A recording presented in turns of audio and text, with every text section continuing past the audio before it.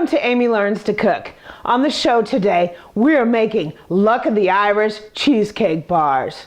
These cheesecake bars are great for your St. Patrick's Day celebration because they're minty, they're creamy, and they're very, very good. So let's make Luck of the Irish Cheesecake Bars.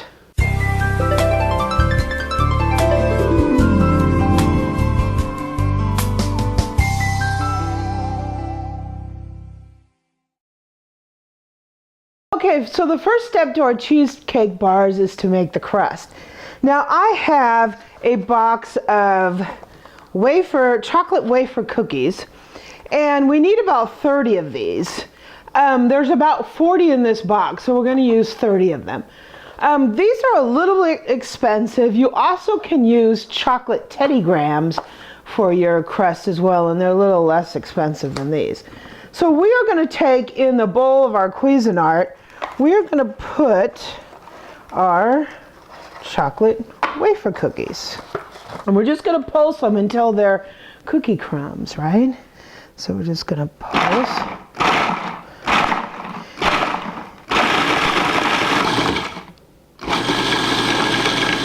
If you don't have a Cuisinart, you certainly could still do this.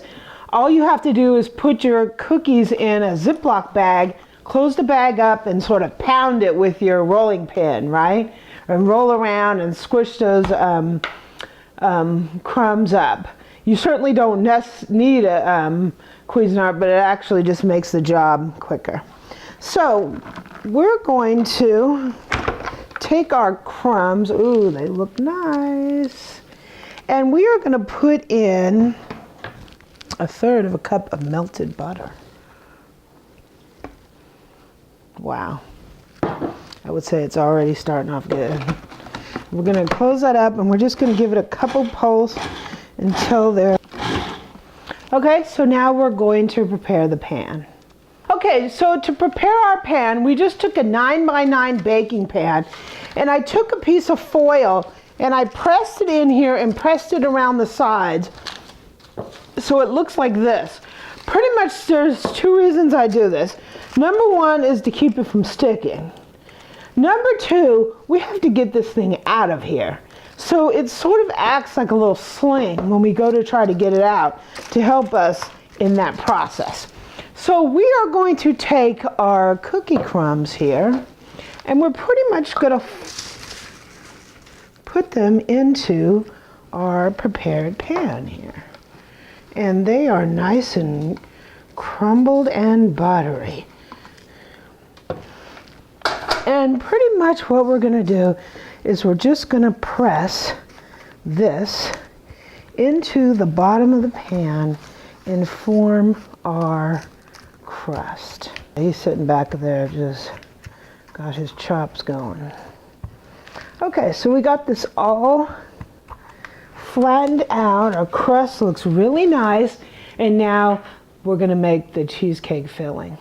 Okay, so now we're going to make our filling. So we're going to take in the bowl of our stand mixer, we're going to take 3 8-ounce packages of softened cream cheese. Now this looks a little different because I bought it at my local club store, which came in a big, huge pack. So basically, if you're buying it at a regular grocery store, just get 3 of your regular 8-ounce packages of cream cheese. We're also going to put in a cup of sugar. Then we're going to fit our mixer with the paddle attachment. Okay, so we're going to beat it until it's combined.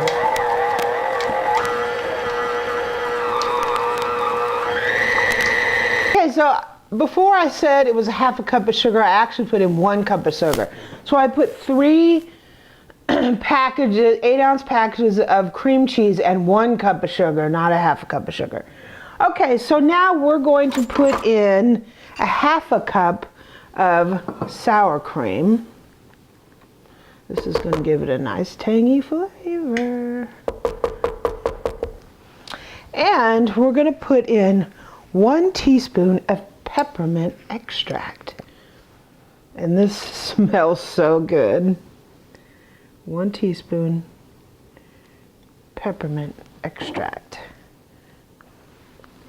And we're gonna go ahead and give this another stir.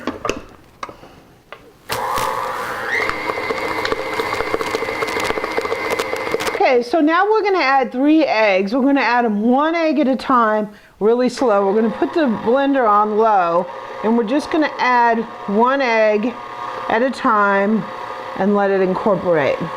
Okay, so we're going to take our batter here, and we're gonna put half of it into our prepared pan. Just gonna give it a quick little whirl. We're just gonna put about half of it in here. So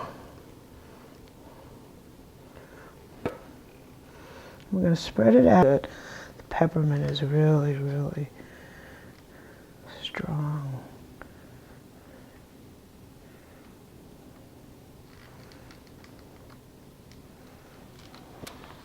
Okay, so we got half of that in the pan. Now what we're gonna do from here is, this is where the luck of the Irish starts coming in.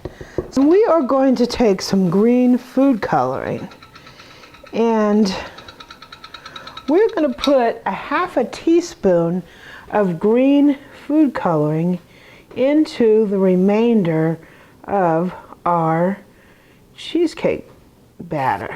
Give it another little whirl.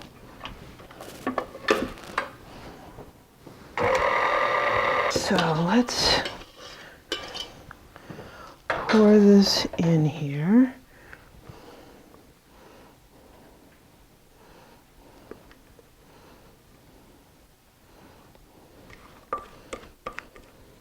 Don't really stir it, otherwise you're going to combine them together and defeat the whole purpose of having this triple layer.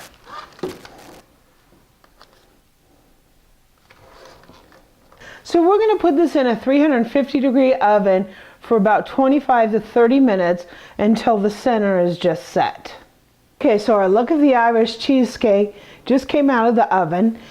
We cooked it until it was just set in the middle, about 25 to 30 minutes. And now we're gonna let it cool on a wire rack like this until it's nice and cool, and we're gonna put it in the refrigerator for at least 4 hours. Okay, so while our cheesecake bars are in the refrigerator, we're gonna melt some chocolate, and we're gonna use this chocolate to drizzle over our cheesecake bars. So we're going to take a double boiler, and pretty much what a double boiler is it is a pot that's filled with a little bit of boiling water, and it has another pot that sits over the top of it. And what this helps is it keeps things from scorching, because the heat isn't directly on the bottom of this, because chocolate can be a little temperamental, right? So we want to ensure that we don't scorch it. If you don't have some fancy double boiler like this, you can use just a regular pot and put like a glass bowl over the top of it, and you will get the same sort of results. So we are going to take about 4 ounces of chocolate chips.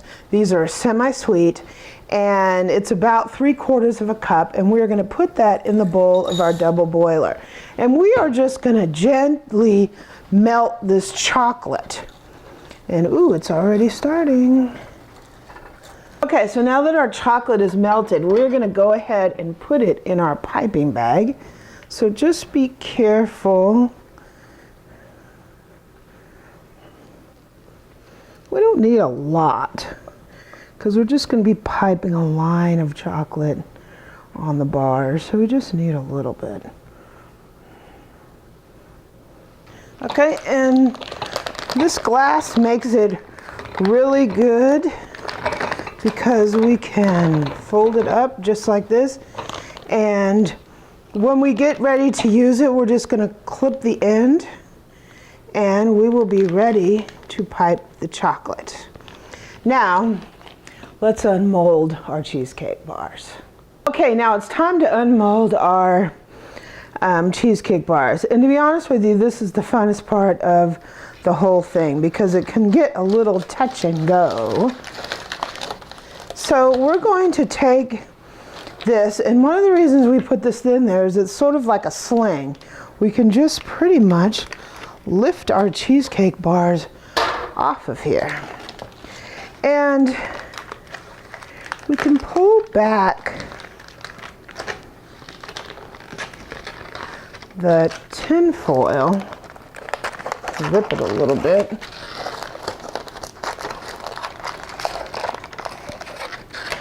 Now we just have to get it out from under the bottom. But it wasn't easy, right? We got a little bit of crackage going on here. That's okay though. Chocolate can hide that. Chocolate can hide that, and Eric will eat it anyway, right? Yep.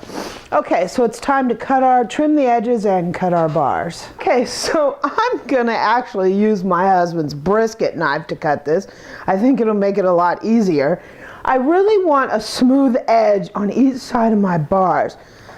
So I'm going to go ahead and trim the edge so I get a nice, smooth, straight edge on all my cheesecake bars. Even these little scraps look good. This, if I cut it there and there, those would be kind of big ones. So Eric likes them kind of big. So we're gonna cut here. It's not an exact science.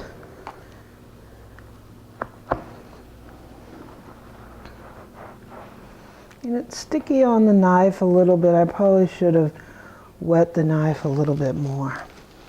Whew. Okay, now it's time to decorate them with a little bit of chocolate. Okay, now it's time to pipe our chocolate. And we had melted this chocolate in a double boiler, and we have it in a piping bag. And we're just gonna clip the very end of it off so we get a little stream of chocolate. And whoo, it's coming out quick. So we're just gonna pipe some zigzags across our cheesecake bars.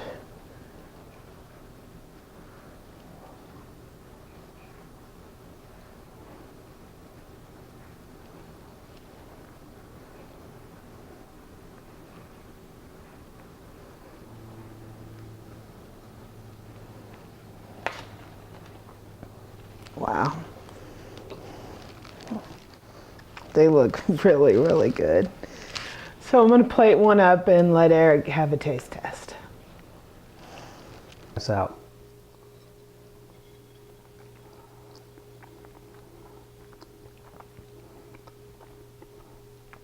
Cheesecake is really rich and flavorful. The peppermint is not overpowering because it's only part of the layers.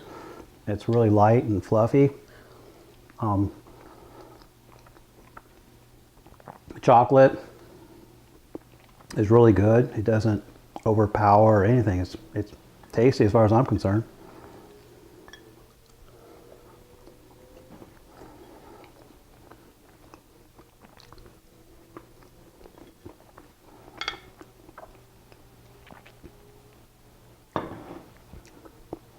I definitely give that 2 thumbs up. So there we have our St. Patrick's Day cheesecake bars. Eric gives it a thumbs up. If you like this recipe, please subscribe below and visit my website at amylearnstocook.com. We're also on Twitter at twitter.com/amylearnstocook.